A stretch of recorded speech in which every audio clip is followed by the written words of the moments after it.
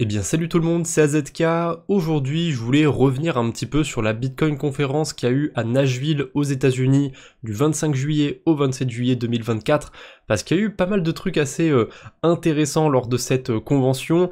Bien évidemment, il y a d'énormes biais sur cette convention, c'est que des gens qui sont bullish, pro-Bitcoin ou qui ont des intérêts à être bullish ou à parler comme ça de Bitcoin. Allez, on commence par Michael Saylor qui a annoncé ses différents scénarios autour du prix du Bitcoin sur 2045.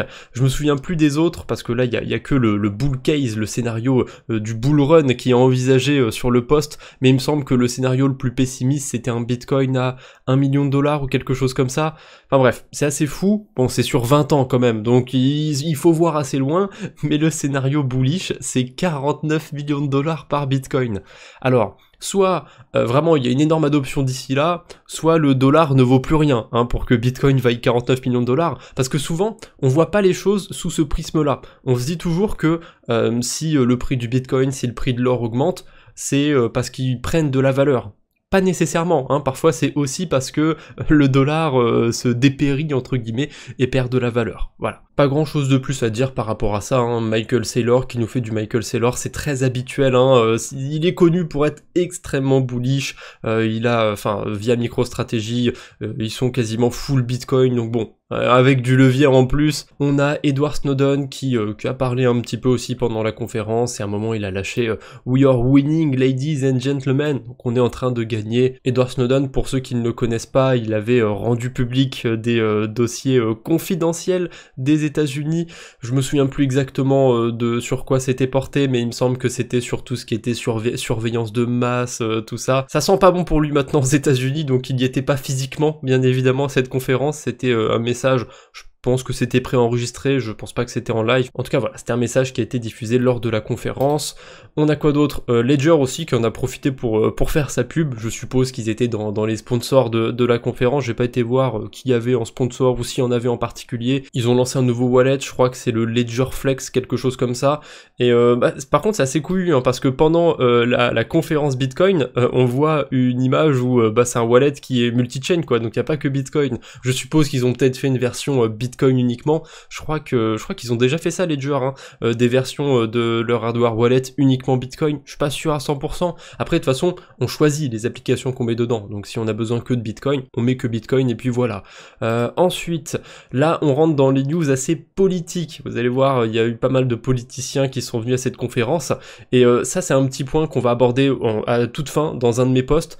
Mais c'est fou quand même comment ça prend une envergure politique Bitcoin aux États-Unis. On a un sénateur américain qui a dit qu'il adorait Bitcoin, qu'il adore la liberté que ça apporte et qu'il en a rien à fiche de la centralisation. Bon, ok, pourquoi pas. On a le CEO de Van Eck. Donc Van Eck, ils ont entre autres un ETF sur Bitcoin et il me semble qu'ils en ont un aussi sur Ethereum. Voilà, donc le CEO de Van Eck qui dit Bitcoin est dans mon sang, blablabla blablabla. Il nous a aussi dit que plus de 30% de son portfolio est composé de Bitcoin. Attention quand même à un petit détail dans ce tweet, les 108 milliards qu'on voit ici, c'est pas le portefeuille du CEO, c'est les actifs qui sont sous gestion par Van Eck. Donc c'est déjà pas mal, donc je suppose que le CEO a bien moins que ça, mais quand même, il est assez bullish sur Bitcoin a priori, mais on a plus bullish que lui. Ah, c'est un petit joueur à côté. On a John Deaton qui est candidat au Sénat, il n'est pas sénateur lui pour le coup, mais il a 82% de tout son patrimoine en Bitcoin. Voilà, lui c'est un vrai dégène. Après, est-ce que c'est vrai ou quoi, il peut très bien balancer ça. Je vous le rappelle, là en plein milieu de vidéo, et je ferai sûrement un autre appel à la fin, c'est une conférence Bitcoin, c'est ultra biaisé. On va forcément inviter des gens qui sont bullish sur Bitcoin, et on va avoir aussi des gens qui ont des intérêts à parler positivement de Bitcoin. On va bientôt y arriver. Je l'ai déjà dit en début de vidéo, mais vous allez voir, ça arrive doucement. Qu'est-ce qu'on a d'autre? Aussi le sénateur Loomis, enfin la sénatrice Loomis, pardon, qui propose d'acheter 1 million de Bitcoin sur les 5 prochaines années. C'est là qu'on commence doucement à rentrer dans des trucs qui sont très politiques, vous allez voir. On a aussi le candidat au présidentiel américaine, Robert Kennedy Jr., qui nous dit qu'il veut acheter 550 bitcoins par jour jusqu'à ce que les États-Unis aient une réserve de 4 millions de bitcoins. J'ai même pas fait le calcul et là j'ai même pas envie de le faire de tête. Ça fait quoi, 8000 jours peut-être? Quelque chose comme ça. 4 millions divisé par 550, il faudrait 7300 jours quasiment, donc ça fait quoi, 20 ans à peu près? Il faudrait 20 ans pour que les États-Unis atteignent 4 millions de bitcoins. Donc il faudrait qu'il y ait des gens après lui qui continuent cette politique. Honnêtement, rien que sur cet aspect-là, il y a peu de chances que ce soit mis en place.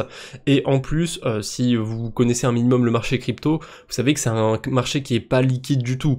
Donc acheter 550 bitcoins une fois, bon, ça peut se faire. 2 fois, ça peut se faire, mais sur 7000 jours d'affilée, ça devient très compliqué. Il y en a beaucoup qui sont perdus déjà, il y en a pas mal qui sont pas liquides, hein, il y a des gens qui en hold et qui ont pas envie de les vendre, donc 4 millions de bitcoins, il faut aller les trouver quand même, même si bon, si jamais un truc comme ça passe, à force d'en acheter, forcément ça va faire monter le prix de bitcoin, et il y a des gens qui vont finir par vouloir le vendre, mais bon, ne vous faites pas trop d'illusions par rapport à ça. Robert Kennedy Jr. c'est pas du tout un des candidats favoris sur les élections américaines, donc il a tout intérêt à dire ça au public pro-Bitcoin pour essayer de s'attirer les votes du public pro-Bitcoin parce qu'ils ont envie.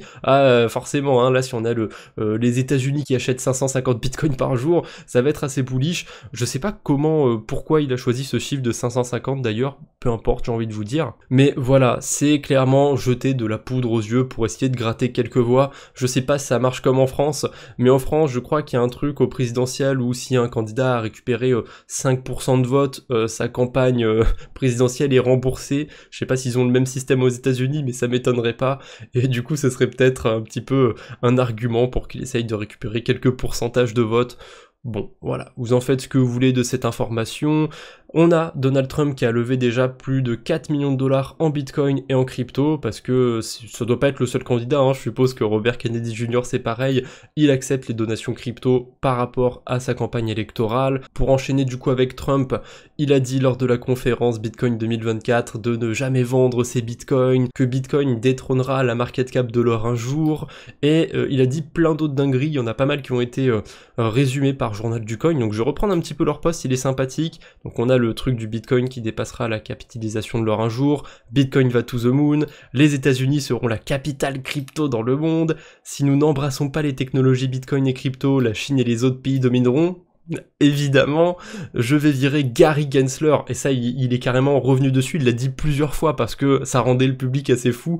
J'ai pas l'extrait sous la main, mais il y a un extrait vidéo justement autour de ça, il est assez rigolo honnêtement. Donc je vais virer Gary Gensler dès le premier jour de mon mandat et nommer un nouveau président. Je sais pas si c'est possible qu'il le fasse, je suppose que oui, mais quand même c'est une sacrée promesse. Les attaques contre les cryptos cesseront dès mon élection, je créerai un cabinet politique consacré au Bitcoin, et c'est pas tout, une petite dernière, hein. Bitcoin n'est pas une menace pour le dollar, c'est l'inverse. Alors, je suis quand même d'accord avec certaines des choses qui ont été dites par Donald Trump, néanmoins, je peux pas le prouver, mais il y a de très grandes chances qu'il n'ait pas écrit son discours lui-même. Par contre, il l'a bien appris, il l'a bien récité, était très crédible. J'ai vu des extraits de son discours. Honnêtement, il travaille bien, c'est un bon politique, Trump, on peut pas lui retirer ça. Par contre, celui qui lui a écrit son discours, chapeau. Honnêtement, c'est tout ce que les bitcoiners ont envie d'entendre. Clairement, voilà, le truc de Bitcoin qui va dépasser l'or, que les États-Unis, ça va être le hub numéro 1. Forcément, les États-Unis sont très attachés à leur pays, donc ils ont envie d'être le numéro 1 partout dans tous les domaines. Forcément, on a Gary Gensler aussi qui est très mal vu dans la communauté crypto.